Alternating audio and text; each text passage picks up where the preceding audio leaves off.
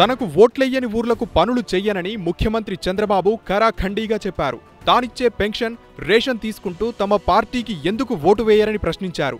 అలాంటి వారు తమ ప్రభుత్వం కల్పించే సౌకర్యాలను వినియోగించుకోవద్దని కూడా అన్నారు.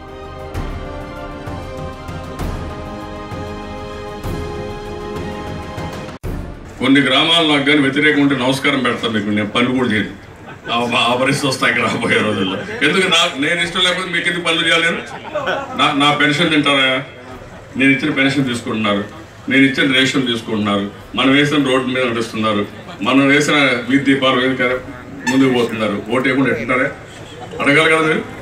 కర్నూలు జిల్లా నంద్యాల గెస్ట్ హౌస్లో పార్టీ కార్యకర్తల సమావేశంలో చంద్రబాబు ఈ వ్యాఖ్యలు చేశారు.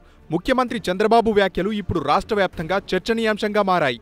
రాష్ట్రానికి ముఖ్యమంత్రిగా ఉన్న వ్యక్తి ఓట్లెయ్యని ఊర్లకు పనులు చెయ్యనని బెదిరింపు ధోరణిలో చెప్పడమేంటని మేధావులు, విపక్షాలు ప్రశ్నిస్తున్నాయి. ముఖ్యమంత్రి అంటే రాష్ట్రానికి ముఖ్యమంత్రి అని, ఒక వర్గానికి, ఒక పార్టీ కార్యకర్తలకు కాదని గుర్తు చేస్తున్నారు.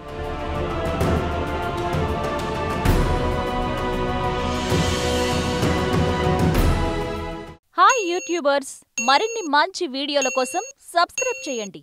దాంతోపాటే బెల్ ఐకాన్ పై క్లిక్ చేయండి.